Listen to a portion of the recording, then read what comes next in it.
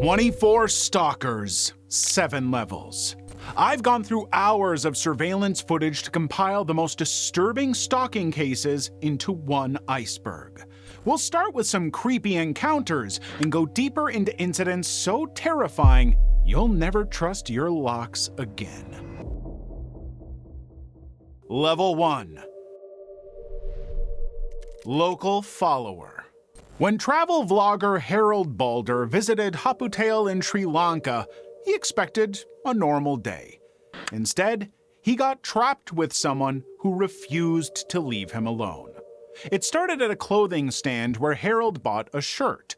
As he waited for his change, a local man walked up to him, and the man creepily began responding yes to every question Harold asked, even ones not directed at him. What's up? I'm German, yes. Yes, what's the problem? What are you? Yes, Burundi. You're from Burundi? Yes. Wow, progressive. Yes. I'm doing this little shopping here. Yes. Yes. You like to say yes? Now, at first, it seemed like a random moment. So, Harold moved on to a nearby cricket field and started chatting with the locals.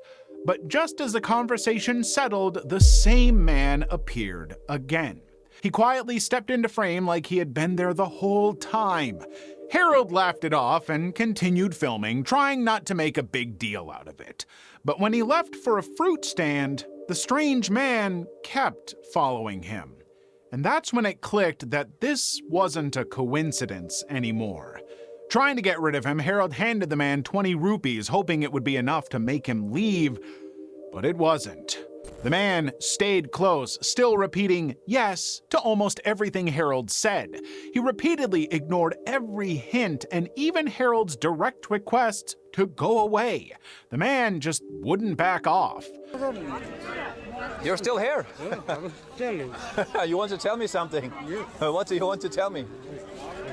Don't worry about this, man. Yeah, yes, terrible monitor. Yeah. Are you saying that you're terrible? Yeah, terrible. Now, go. Me alone. Hurry. I don't need help. No help. Yeah, yes. No. No. Not yes. No. Okay? The anxious blogger even had to change directions just to create some distance. Eventually, that was the only thing that worked, and even then, it's unclear how far the man was willing to go. Harold later suggested that if he had bought him something like a drink, the man might have left. But he chose not to reward the behavior, unsure of what the man actually wanted or how far it could escalate. Through the window. YouTuber and streamer Lispy Jimmy built millions of fans over the years. But one night, a fan took things too far.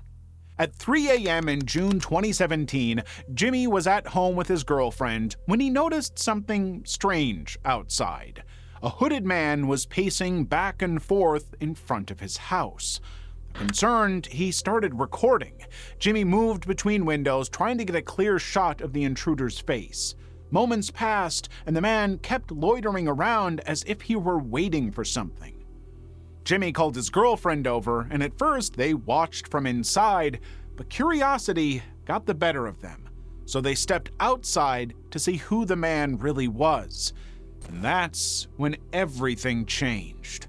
Instead of backing off, the hooded man started moving toward them. The instant he got closer, they rushed back inside and shut everything down. Jimmy turned off the lights and locked the doors as fast as he could. They stayed quiet, hoping it would keep them safe until morning. Now, Jimmy later uploaded more videos confirming they made it through the night, but to this day, no one knows who the man really was, whether a fan, a random stranger, or someone harmful. A good rule of thumb: leave people alone. People who are online, just leave them alone. You don't have to do anything. That goes for me too. If you ever see me in public, you can say bye or whatever, that's fine. If you come to my house, my dogs will have something to say about it. Level 2. The Comfortable Stranger. YouTuber Rebel R22 walked into his house only to find a stranger sleeping on his couch. Now, at first, he tried to deal with the situation calmly by asking her to get up and leave. Can you get up and get out, please? Before we call the cops on you? So please don't call the cops. Okay, get up and get out. But things didn't stay simple for long. Even after being told multiple times, the woman refused to get up. She started lying down, and when she finally sat up, her words didn't make much sense. She claimed it was her home, but when asked for the address, she couldn't answer. Okay. Have you been here before? Yeah, I have. Who lives here? I can't even think. I'm so tired right now, y'all. Does it matter? Did you come in a car? Did you come Yes, walking? I came in a car and I came in and crawled in. Then her story started to shift. She said she had been there before, and moments later she begged them to let her stay for just one night, but the homeowners refused. Do you need help or something? Is it okay to just No, it's not. It's not. help do it just for one night? No, it's not okay I to. don't know you. Please. No. Now, trying to keep things calm, they explained that she was in the wrong house and that they were giving her a chance to leave before things got worse. But she wouldn't listen. When asked if she was homeless, she said no. Instead, she claimed she had copped the house, as if she somehow owned it. Caught. What? That tells me nothing. You need to leave right now. I caught this house. That means nothing to me. This is my house. My house. They asked if she had been drinking, but the woman insisted she was fine. And still, she refused to leave. No matter how many times they told her to go, she kept repeating the same claim that the house was hers and she wasn't going anywhere. I walked outside this house. Caught. Go outside right now. Caught.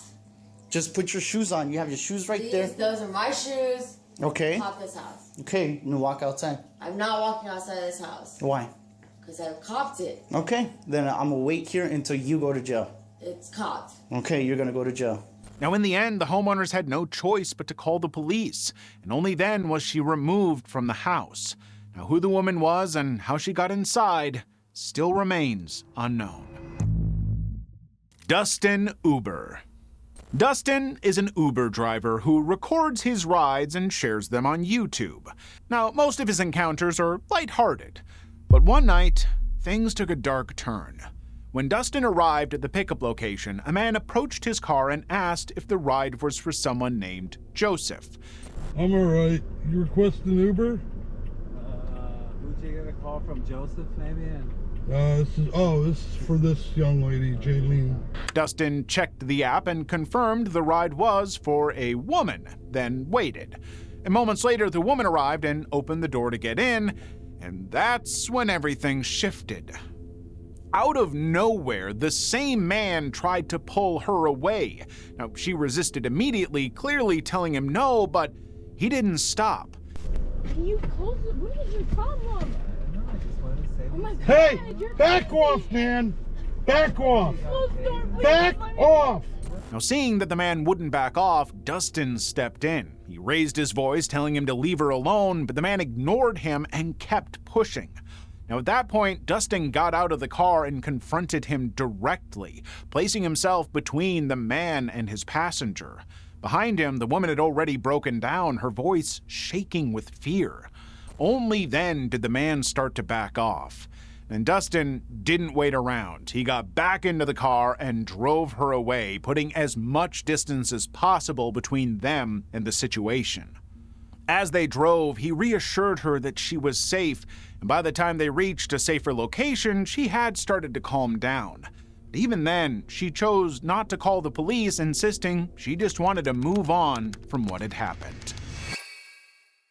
Attempted break-in. On September 23, 2021, a woman was heading home expecting a quiet night, but she had no idea what was waiting for her inside. Surveillance footage shows her entering her apartment building and glancing at two suspicious-looking men standing nearby.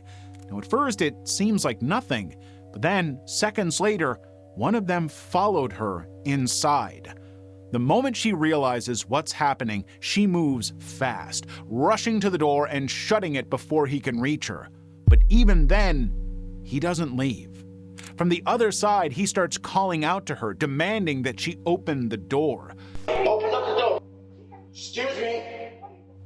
Excuse me. His voice lingers in the hallway, waiting for a response that never comes.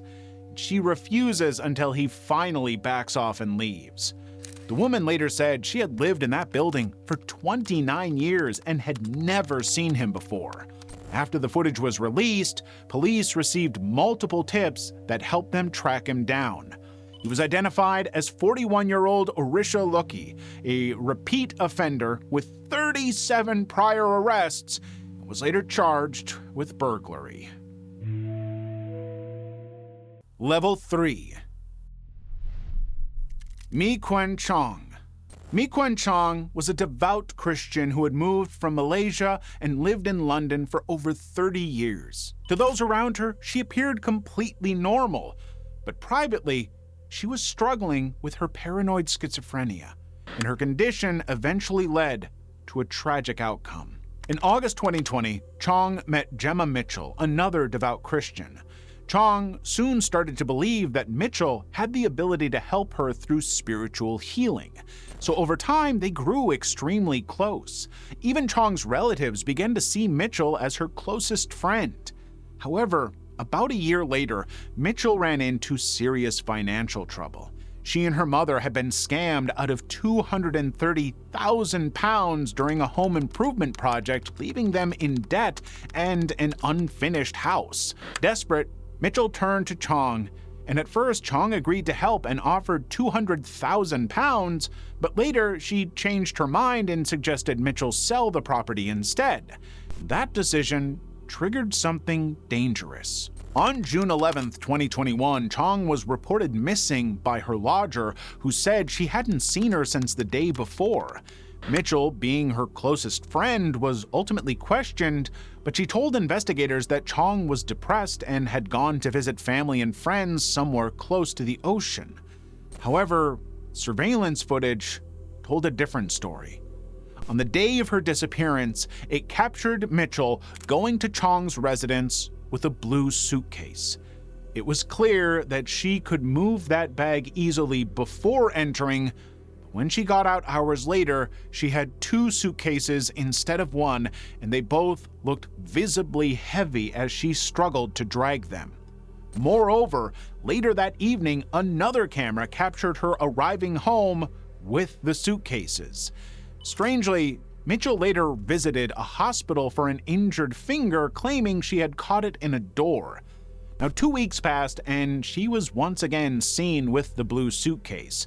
This time, she loaded it into a rental car before driving nearly 200 miles to Devon. But the case broke wide open when the next day, holidaymakers found a suitcase in a road in Devon. And inside the suitcase were human remains in an advanced state of decomposition. Forensic analysis later confirmed the remains belonged to 67-year-old Mi Quen Chong. Although the exact cause of death couldn't be determined, experts confirmed that she had suffered a fracture to the skull. All of this evidence pointed to Mitchell, who was eventually arrested and charged with homicide. But getting the truth out of her wasn't easy. Even during questioning, she refused to speak. For every question asked, she simply replied, "No comment." No comment. The car stank, didn't it, Gemma? No comment. Stunk of a dead person. No comment. Stunk of Deborah's decomposing body. Investigators later concluded that Mitchell had likely ended Chong's life in her own apartment when she had visited her. Afterward, she had filled a smaller suitcase with her financial paperwork and personal documents before placing her body inside the large suitcase. In the end, Gemma Mitchell was convicted and sentenced to life imprisonment with a minimum term of 34 years. Running into danger. Sarah and her friend had a routine. Every Sunday, they met around 6 a.m. to go for a walk or run before the streets got busy. But one Sunday didn't go as planned. On her way to meet her friend, Sarah noticed a man standing nearby dressed in a hoodie and a face mask. She immediately had her guard up and kept moving, but the man suddenly began getting closer. With each step, the distance between them shrank until he was so close she felt she could reach out and touch him. That's when she knew something wasn't right. Sarah picked up her pace, focusing straight ahead and avoiding eye contact, hoping he would lose interest. But he didn't. She moved faster and eventually got ahead of him, creating some distance, and for a moment it felt like she had gotten away, but she hadn't. Surveillance footage later showed the man slowing down, looking around, and then closing that distance again. And seconds later, he attacked her in the middle of the street. Now, after the assault, he calmly removed his hoodie and face mask before walking away and looking around to be sure no one was following him. Now, although shaken, Sarah was uninjured and immediately reported to the authorities. Investigators later confirmed that he stayed in the area for at least 30 minutes before leaving in the same direction he came from. But despite clear CCTV footage and public appeals, he has never been identified. Jason Bake. Jason Bake had argued with his on and off girlfriend many times before. But this time, it didn't end with a quick reconciliation. That morning, he had been stalking his estranged girlfriend, Jessica Mazzarella. After leaving a bar, Jessica helped another woman who had too much to drink by calling her an Uber and making sure she got inside safely. And the entire time, Jason was watching. Fueled by anger and jealousy, he believed Jessica was the one in the car, and he decided to act. Now, before that moment, the two had already exchanged heated messages. During the argument, Jason had threatened to go after the Uber driver. So this time, he followed through. He began tailgating the vehicle in his pickup truck. Closing the distance, he suddenly swerved in front of it and slammed on his brakes, and this forced the Uber driver to stop. Jason got out and walked toward the car, holding up what looked like a weapon, and threatened the driver. The driver wasn't defenseless. Behind the wheel was 39-year-old Robert Westlake, a former security guard with a concealed carry permit and prior training at a police academy. With little time to react, Westlake drew his firearm and fired. I say something? You want my pistol? You want me to shoot you? Oh my God. Oh my God. I didn't shoot you. Only after stepping out of the car did Westlake realize the object Jason had been holding wasn't a weapon, it was a phone. Westlake immediately tried to help, performing CPR until emergency responders arrived, but it was too late. Jason Bake died at the scene. Now, after reviewing the case, authorities ruled that Westlake's actions were justified under stand your ground laws. However, the situation didn't end there. Because Uber's policy prohibits drivers from carrying firearms while using the app, Westlake was later suspended from the platform. Florida stalking. Deputies from Deltona received a call from a father who believed a man was stalking his daughter. At first, it sounded like a typical report, but the reality was far from it. According to the father, the man had approached his daughter while she was playing outside. He came close and made disturbing comments saying he would pick her up and take her to Disney World. Now, that alone was alarming, but that wasn't even his first offense. Over the past 8 months, more than a dozen neighbors had reported the same man for similar behavior. He had been accused of harassing residents, yelling inappropriately at families through a megaphone, and even recording them while driving past their homes. The man was eventually identified as 55-year-old Mark Greenberg. As the time went on, his behavior became more frequent and more aggressive. The girl grew so scared from the encounter that she no longer felt safe playing outside, and it didn't stop there. Investigators learned that Greenberg had parked outside the girl's grandmother's house in a different neighborhood for 2 days taking photos. Now, he had no way of knowing that address, which meant he had literally followed them. When deputies first tried to question him, he refused to come to the door and said he would speak another day. so they came back with a warrant. Greenberg was finally arrested without incident and charged with aggravated stalking. But that still wasn't the end, as he was released on a $5,000 bond. Almost a year later, he was at it again.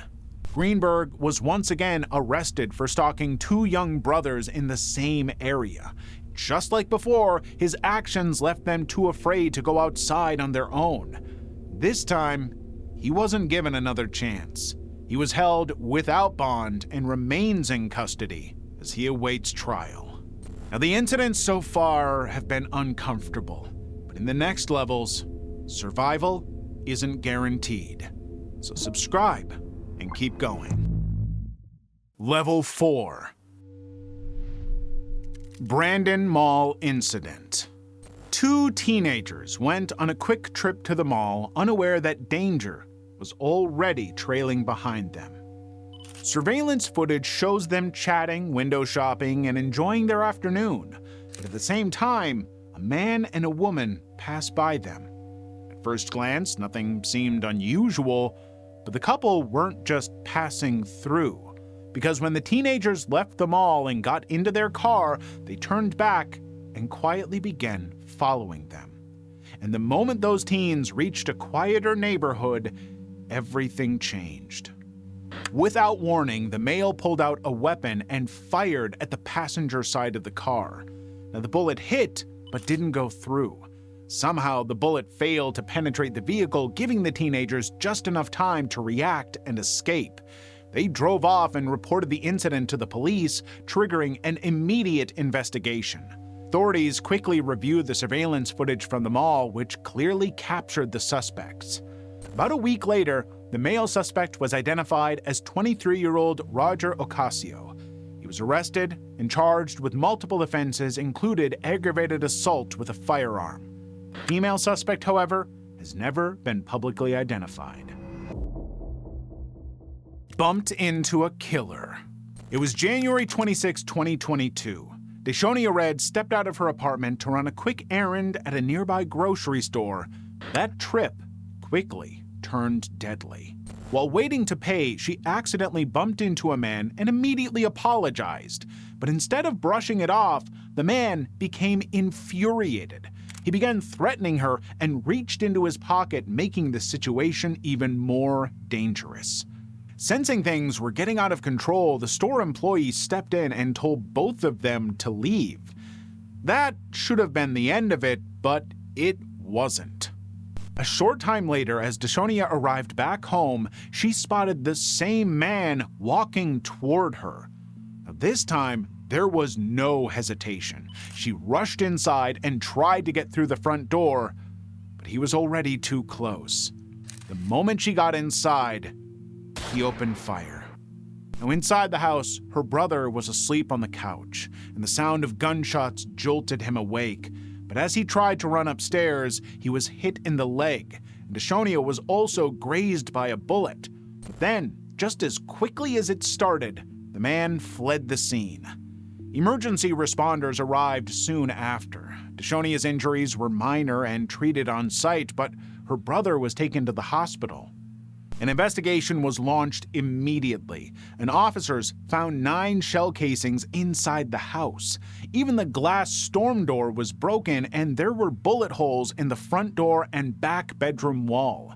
Officers soon recognized the suspect from previous arrests and identified him as 28-year-old Monel Coleman. Days later, after receiving a tip, police tracked him down and made the arrest.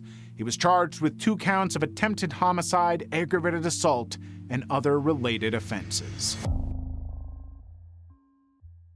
Pickaxe home attack. Chokadarian and his family had just moved into their dream home in Pasadena when their sense of safety was brutally shattered. While at work one day, Chokadarian received an alert from his security system. Something was happening inside his residence. When he checked the footage, what he saw was terrifying. A woman approached the front door with a pickaxe in her hand, and without hesitation, she lifted it and slammed it straight into the door. Now, inside the house, his family was caught off guard. For a brief moment, it looked like the attack was over, because upon hearing screams from inside, the woman paused and stepped back toward the street. But she wasn't done. Seconds later, she returned and began smashing everything in sight. Window after window shattered as she moved along the front of the house, breaking through the glass with force.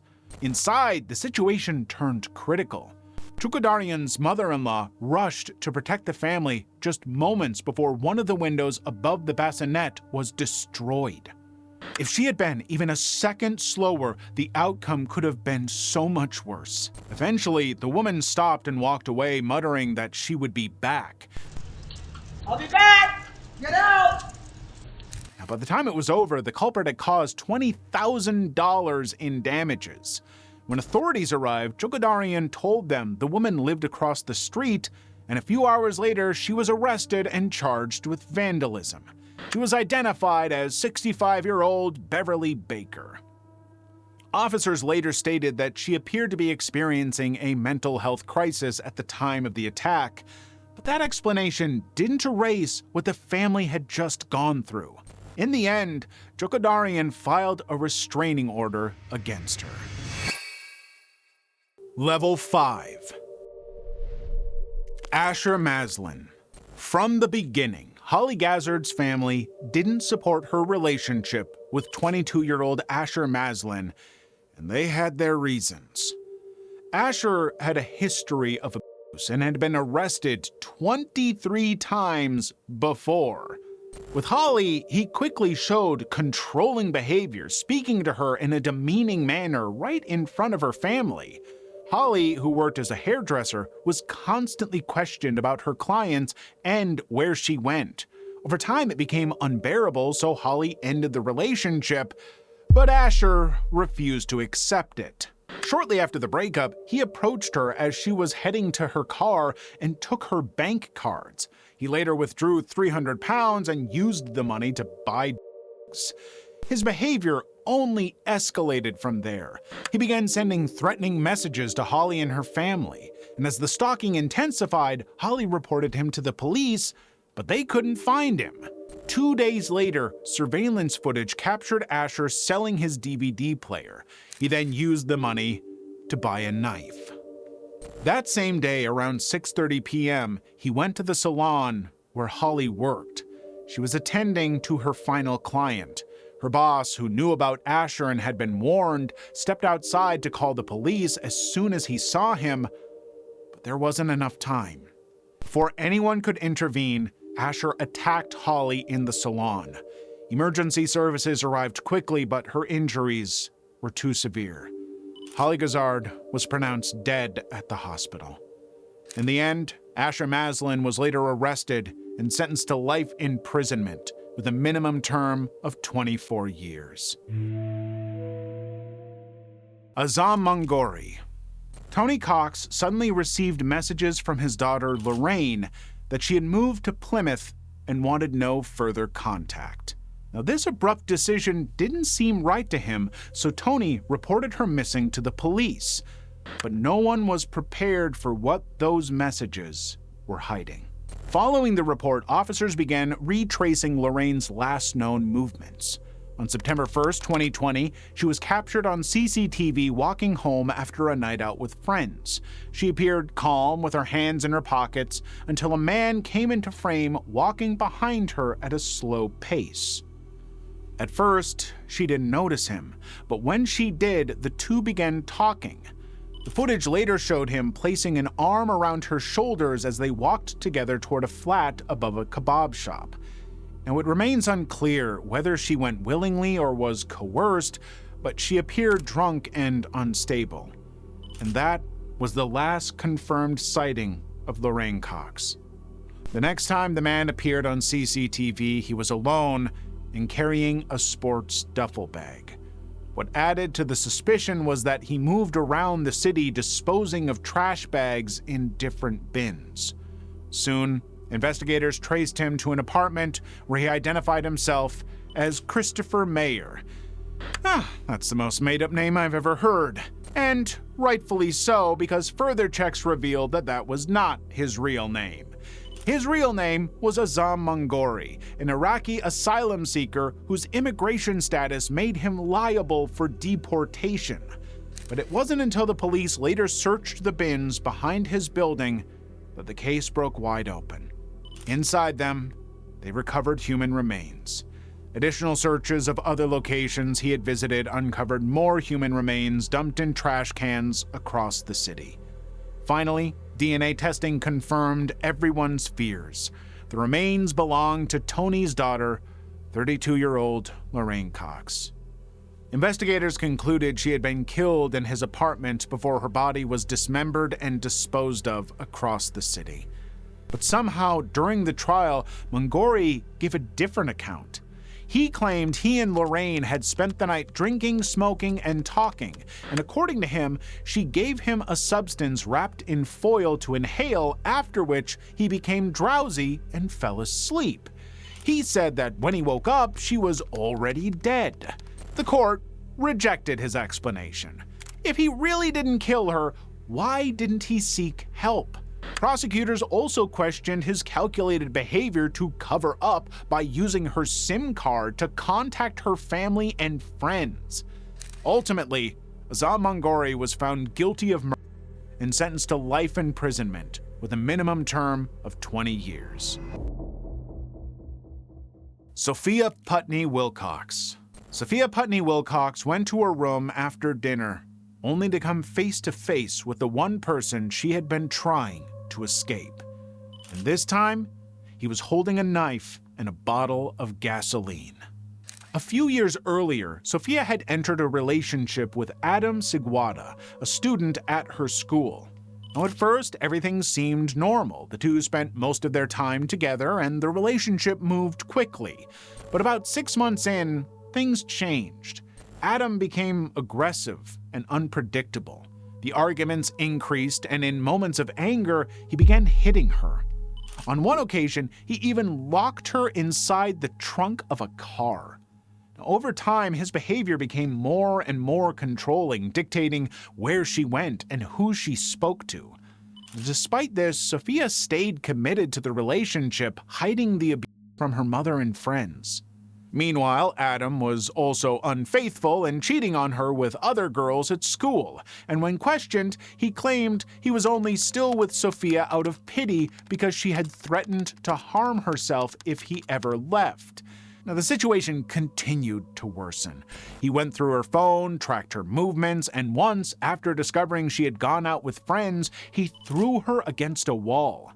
The relationship took a heavy toll on her mental health, and at one point, she even attempted to take her own life. After realizing she wanted to live, Sophia ended the relationship and tried to move on, but Adam didn't let go. He'd began stalking her, and days later, he showed up at her window holding a knife and threatened to hurt her. Feeling she had no physical way to stop him, Sophia tried to calm him down, telling him what he wanted to hear in order to defuse the situation. And eventually he left without harming her. Her parents reported the incident, and Adam was arrested and charged with home invasion. He was held for a month before both families agreed to a probation arrangement on the condition that he had no contact with Sophia. Now, to separate them further, his parents moved him to his grandparents' home about 30 miles away. That distance wasn't enough. Through a mutual friend, they reconnected. Adam later created a Facebook account and began messaging her directly. And believing things were improving, Adam's grandparents allowed him more freedom, including access to a car.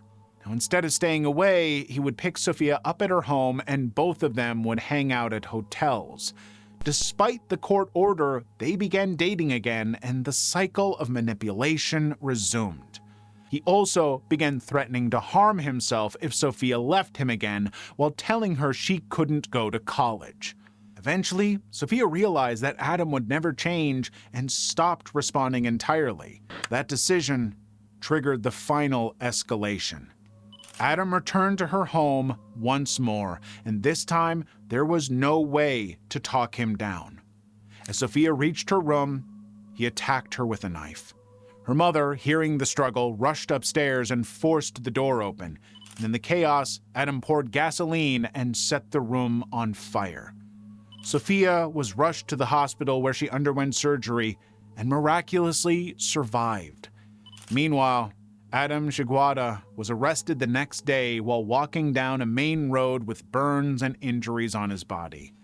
He was charged with attempted homicide, murder, arson, home invasion, and felony assault, and sentenced to 29 to 60 years in prison. Laken Riley case. 22-year-old nursing student Laken Riley used to go for a morning run near the University of Georgia a few times each week. But on February 22, 2024, she never returned. At 9:05 a.m. that day, a security camera captured her jogging with her phone in hand before she turned into an area no longer under camera surveillance.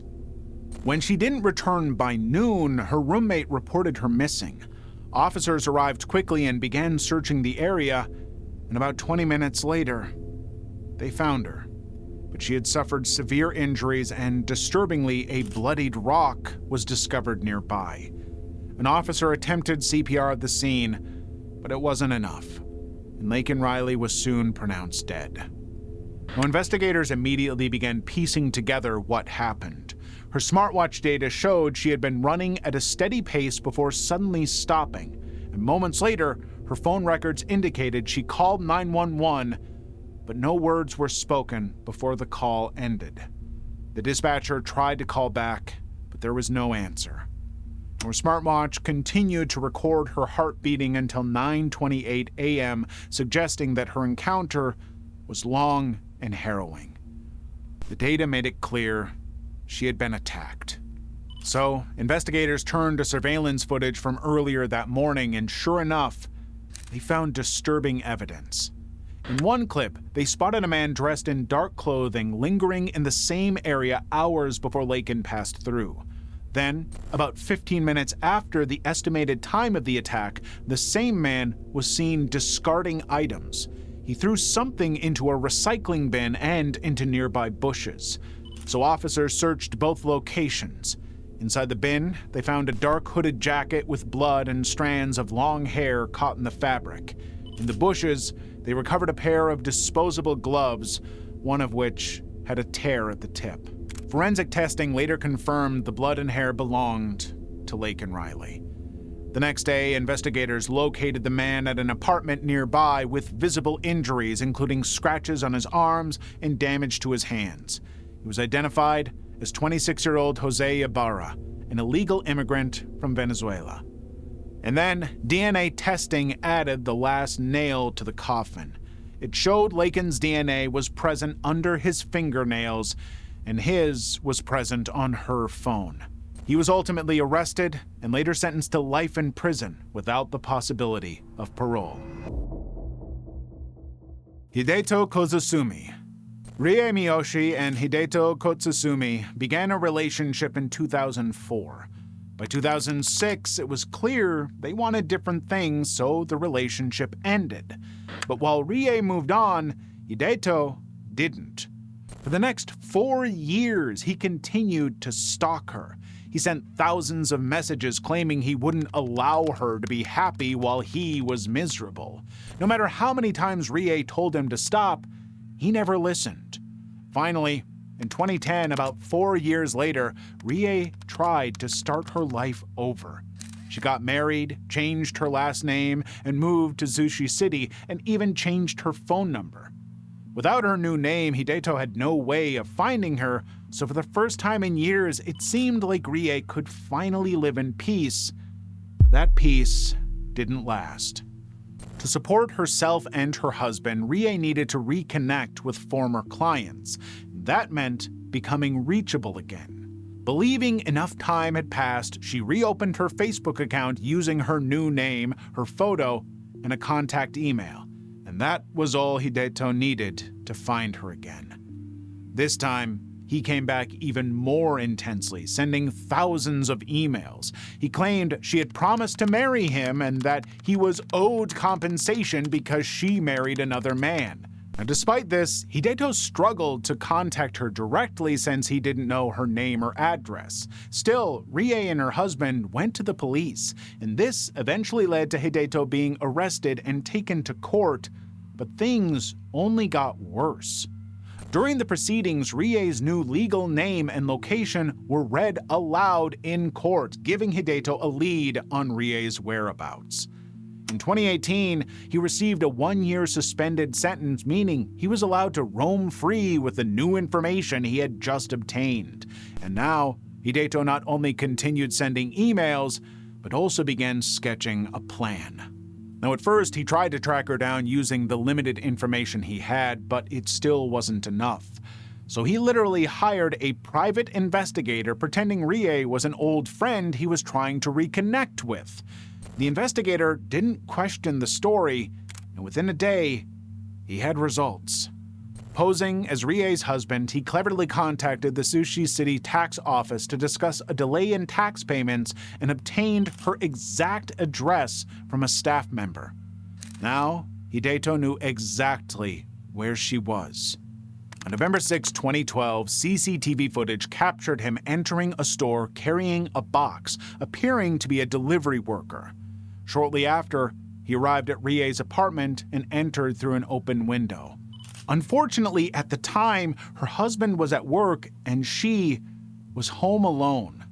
So once inside, he brutally attacked her and then ended his own life on the balcony. It wasn't until hours later when a passerby noticed his lifeless body that the authorities were alerted. The case sparked outrage, and Rie's husband filed a lawsuit against the Sushi City government for releasing her personal information. The government admitted fault and paid compensation of 1 million yen. Not that that would erase the pain of losing a partner he had tried to protect for years.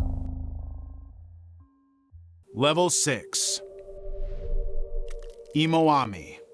On March 11, 2025, 22-year-old streamer Airi Sato, known online as Imoami, was live streaming to about 6,000 viewers when she was suddenly attacked.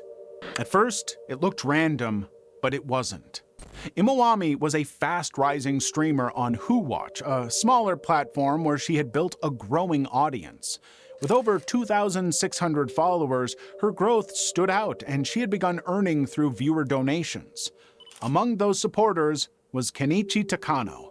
He regularly sent her large amounts of money, depositing around 100,000 yen each month. To show appreciation, Imoami contacted him directly.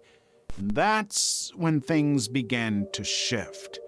She started asking him for money outside the platform. The first time, she claimed she had forgotten her wallet and needed help, promising to pay him back once she got it, but she never did. Instead, the requests continued.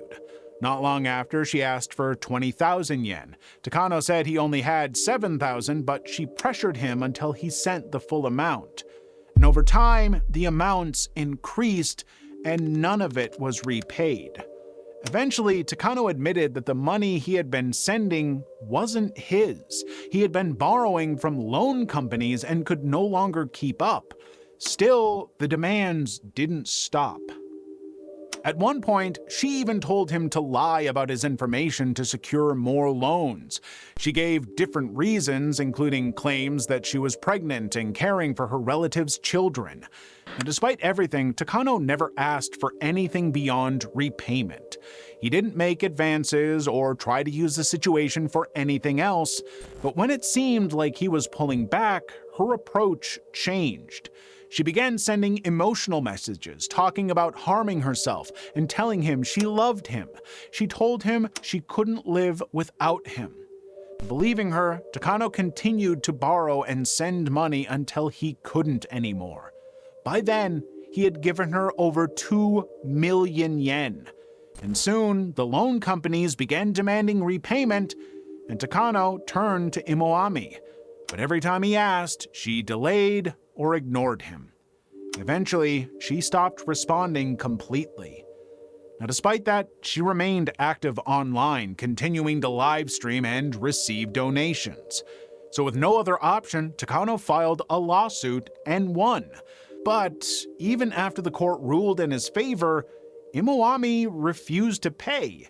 Instead, she continued streaming, showing off her new home and even announcing that she had gotten engaged. And then one day, while watching her live stream, Takano noticed a building he recognized. Frustrated and desperate, he went there. During the live stream, viewers suddenly heard her scream as the situation turned violent. By the time police arrived, Imawami was dead. 42-year-old Kenichi Takano was arrested at the scene, and investigations into the case are still ongoing. Celeste Mano. Celeste Mano worked as a team lead at a call center in Melbourne. Among her coworkers was 39-year-old Lue Sako, a man she had only interacted with at work. In 2019, Sako was fired, and that's when things changed. He began stalking her, bombarding her with messages professing his love and affection. No matter how many times she rejected him, the messages kept coming. When Celeste blocked him on social media, he created new accounts just to reach her. Over the course of a year, he sent more than 100 messages, each becoming increasingly disturbing and inappropriate. Fearing for her safety, Celeste went to the police and obtained an intervention order against him, but he continued trying to contact her. He was later arrested and charged with breaching the order, and that was a relief for Celeste, but it didn't last. The day after his arrest, Sako bought a knife and began planning an attack. Using Instagram and Google Earth, he located her home and drove past it multiple times. He also searched for the building's floor plans to identify where her bedroom was located. On November 16, 2020, Celeste posted a photo of herself with her boyfriend, and that was the final trigger. Hours later, Sako broke into her home while she was asleep and killed her in her bedroom.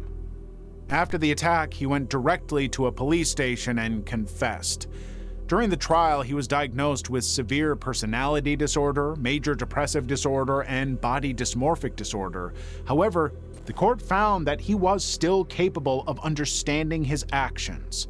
And ultimately, Lue Sako was sentenced to 36 years in prison. Claire Bernal. Claire Bernal was a 22-year-old skincare consultant working at a department store in London. To those around her, she was friendly and focused on building her career, but her personal life had already taken a dangerous turn. Claire had been in a relationship with Michael Peck, a security guard at the same store. But over time, his behavior became controlling. He would follow Claire home every night and text her up to 50 times a day. On top of that, Michael checked her phone, monitored who she spoke to, and became increasingly possessive. When it became too overbearing, Claire ended the relationship, but Michael didn't accept that. After the breakup, the stalking began. He sent repeated messages, followed her, and showed up uninvited. Still believing they were in a relationship, Michael even sent her messages asking how she'd like to spend their first anniversary. At one point, he used his position at work to track her movements in the store. But Claire reported him to the police, and eventually he was arrested, charged, and fired from their workplace. The case was set to go to court, but instead of going through a full trial, Michael Peck pleaded guilty to harassment and was released on bail on strict conditions, including an order not to contact Claire. But obviously that didn't stop him. Claire warned both the police and her workplace that she was still afraid. She made it clear that he knew the building, had access, and could approach her at any time. Those warnings were not enough. On September 13, 2005, Claire was closing for the day when Michael suddenly entered the store. Inside the shop, in front of staff and customers, he confronted Claire and fired on her. With little time to react, everyone ran for cover while he continued firing. Claire Bernal had no chance of survival. She was pronounced dead at the scene, and moments later, Michael turned the weapon on himself. And just like that, the justice system failed to avert an obvious threat. Samantha Josephson. On March 29, 2019, Samantha Josephson left a bar after a night out with friends. She ordered an Uber and waited outside, checking her phone for updates on the car's arrival, but she never made it home. That night, a black Chevrolet Impala pulled up, and believing it was her ride, Samantha got in. But that wasn't her Uber. The car drove off almost immediately. What Samantha didn't know was that the vehicle had been circling the area for several minutes before stopping in front of her. By the next morning, when she didn't return home, her roommates reported her missing. Now, officers quickly began reviewing surveillance footage from the bar and identified the car that picked her up. They also discovered that her bank card had been used at multiple locations, with each transaction moving farther from Colombia. As the search expanded, investigators tracked the vehicle through additional footage. At one point, a fast food drive-through camera captured the same car, and inside a white sheet was draped over the headrest and part of the back seat. And at that moment, the situation became far more serious. About 14 hours after she had entered the car, turkey hunters discovered Samantha's body in a field. She had died from multiple sharp force injuries and blood loss. Now the focus shifted fully to finding the driver. Police soon issued an alert for the vehicle, and patrol units began searching the area. Finally, before dawn on March 30th, an officer spotted a car matching the description and initiated a stop. As soon as the vehicle pulled over, the driver got out and ran. This led to a manhunt. Meanwhile, inside the car, officers found cleaning supplies, Samantha's pink iPhone, her keys, and a large amount of blood. Hours later, the suspect was captured and identified as Nathaniel Rowland. Warrants were issued, and a search of his girlfriend's residence uncovered more evidence, including cleaning materials and a knife. Testing later confirmed that Samantha's blood was present on those items, and her DNA was also recovered from Rowland. He was arrested and charged with kidnapping and possession of a weapon during the committing of a crime. During the trial, prosecutors presented extensive evidence, calling dozens of witnesses. One cell phone store owner testified that Rowland had tried to sell him Samantha's phone the day after her disappearance. His ex-girlfriend also told the court she saw him cleaning a knife while wearing gloves. Finally, on July 27, 2021, Nathaniel Rowland was sentenced to life in prison without the possibility of parole. Level 7. Sarah Everard. On February 28, 2021, Sarah Everard left a friend's house and began walking along her usual route home to Brixton Hill. But she never made it. During the 50-minute walk, she stopped at a store and spoke with her boyfriend for about 15 minutes, making plans to see him the next day. But when she didn't show up, her boyfriend got concerned and reported her missing. Officers launched an immediate search, but there were no clear leads. It was as if she had vanished. Earlier surveillance footage showed her walking along the route, but then the trail went cold. Her family shared missing persons posters and appealed to the public, but nothing came in. So investigators made a broader request. They asked residents to check doorbell and dashcam footage. That decision gave them what they had been missing. At 9:28 p.m., a doorbell camera captured Sarah walking along the street, and just 4 minutes later, a passing vehicle's dashcam showed her standing beside a white car speaking to a man. The car's license plate was visible, and that was the break they needed. Police traced the vehicle to a rental company, which identified the renter as Wayne Cousins, a serving police officer. Shortly after, they arrested him, and during questioning, Cousins told officers that he had kidnapped Sarah as part of a plot to hand her over to an Eastern European gang after a dispute involving a prostitute. He claimed he had driven her out of London and handed her over, insisting she was still alive when he left her. But the evidence didn't support that.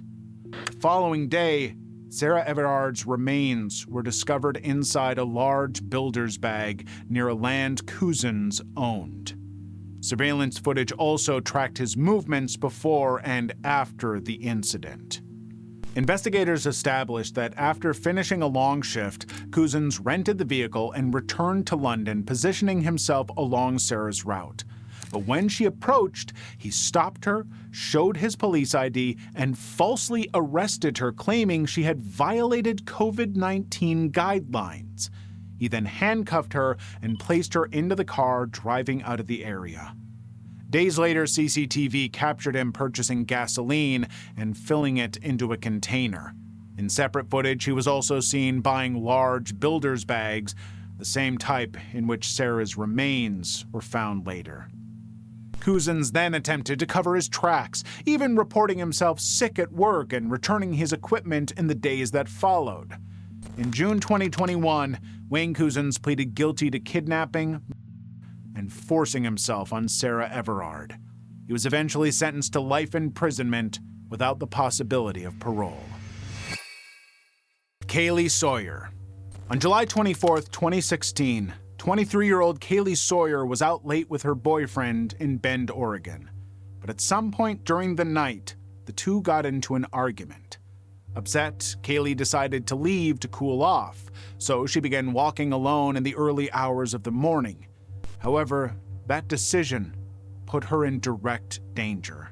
By morning, her boyfriend had tried to reach her multiple times, but her phone was dead. He contacted her friends, but no one had seen her after she left. Worried, he reported her missing to the police.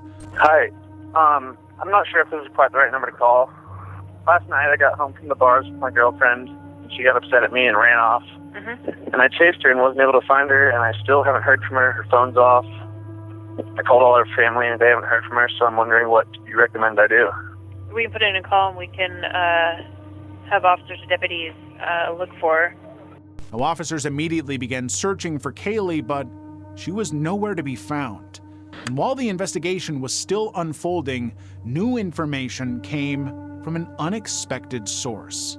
Isabel, a newly recruited officer and Edwin Lara's wife, told investigators that her husband had returned home on the same night Kaylee disappeared, acting unusually distressed. Comes out of the room, and his eyes were all teary. That's why I'm like, what happened? Tell me what happened. What's wrong? So he sits on the sofa. I turn off the TV, and then he just says that. After continued questioning, Laura confessed to Isabel that he had struck Kaylee with his vehicle. He said she began screaming, and in a panic, he killed her and disposed of her body. He also told her that he had hidden her belongings in a shed at their home. Officers immediately moved to Laura's residence, but by the time they arrived, he had already fled. Inside the shed, they recovered Kaylee's ID, her shoes, a blood-stained rock, and a clump of hair. Soon, a manhunt ensued, and Laura began a violent attempt to escape. He carjacked a woman named Andrea Mays and forced her to drive him to a motel. And inside the room, he restrained her, forced her to take sleeping pills, and made inappropriate advances toward her. Growing increasingly paranoid, he fled the motel and attempted to carjack an elderly man. And when the man refused, Laura fired at him before forcing Andrea to continue driving. He then stopped at a gas station where he carjacked another vehicle and forced Andrea to continue driving south. While on the road, Laura used Andrea's phone to record a video in which he confessed to killing Kaylee and apologized for his actions. Hi, everybody. I just want to say that I apologize for everything I've done. Most likely, I'm going to get caught. Sorry about that girl, Andrea. That she's fine, and she will be fine since so far she's been doing what I've been told to do. I used to kill that other girl, and I regret it. He also stated that he did not intend to harm Andrea because she had been cooperating. In a sudden turn of events, Laura called 911 and gave dispatchers his location. 911 emergency reporting. Yes, hi. This is Edwin Lara, and I'm the guy on Interstate 5, going at high speed. I know you guys have the chopper on me already. Yeah. And yeah, I just want to say I am going to turn myself in. You know, I am wanted for murder in the state of Oregon. I'm actually calling my family just to say bye to them. So once I'm done calling all my family, then I'll turn myself in. When officers arrived, Laura was taken into custody, and Andrea was finally rescued. During interrogation, Laura initially repeated the same story he had told his wife, that he had struck Kaylee with his car and killed her in a panic after she screamed. However, under pressure, his account changed. Investigators established that on the night of the incident, Laura, who worked as a security guard at Central Oregon Community College, had approached Kaylee while driving a marked security vehicle and wearing his uniform, and this made him appear trustworthy. He offered her help, and believing she was safe, she got into the vehicle. He then drove her to a remote area on campus where he killed her. Search teams later located her body based on the information he provided. With his confession, physical evidence recovered from his home, and his wife's statement, the case was fully established. In the end, Edwin Lara pleaded guilty to aggravated murder, kidnapping, and other charges. He was sentenced to life in prison without the possibility of parole, and in 2019, he received an additional life sentence for kidnapping and carjacking. Richard Farley. Richard Farley was an employee at ESL Incorporated, a technology company in California. Starting in 1984, he became infatuated with a coworker, Laura Black, and his obsession gradually escalated beyond control. Now, at first, his behavior was limited to unwanted attention. Farley began leaving gifts, letters, and homemade baked goods on Laura's desk. Uninterested in his advances, Laura repeatedly rejected his invitations, but Farley did not stop. He repeatedly called her desk and even showed up uninvited at her aerobic classes. Farley also used deceptive means to access her confidential employment records, thereby obtaining her home address. Now, despite this, Laura made it clear she wanted no contact and actively tried to avoid him. I swear, guys do this stuff in like romance movies where guys don't take no for an answer. In real life, take no for an answer. Over a 4-year period, she moved homes multiple times. Each time, Farley managed to find her address. He escalated further by doctoring photographs of the two of them together and mailing them to her. Over those years, he sent around 200 letters. As Farley's obsession intensified, Laura reported his behavior to the company's human resources department. Now, he was placed into psychological counseling, but his harassment continued. Eventually, ESL fired him for misconduct, and a restraining order was issued preventing him from contacting Laura or returning to the workplace. A court hearing was scheduled for February 7, 1988, to determine whether the order would become permanent. But that warning was not enough. One day before the hearing, Farley returned to ESL armed with multiple firearms and ammunition. He forced his way into the building and began moving through the offices. And he was specifically searching for Laura, but she managed to hide at first. Inside the building, he opened fire on employees, killing several people and injuring others. When he eventually reached Laura's office, he fired through the door, striking her and rendering her unconscious. Now, after the attack, Farley called emergency services and stated that he was responsible for what had happened. He claimed his actions were motivated by Laura and the restraining order against him. For 5 hours, he remained inside the building, moving between rooms as law enforcement attempted to contain the situation. At approximately 8:30 p.m., Farley surrendered to police. By then, 7 people had been killed, and 4 others, including Laura, had been injured. Laura Black was hospitalized for 19 days, but ultimately survived. Richard Farley was convicted of 7 counts of first-degree murder and sentenced to death. While in prison, Farley later wrote to Laura one final time claiming she had won. But in reality, with the lives lost, there was no victory in what had happened.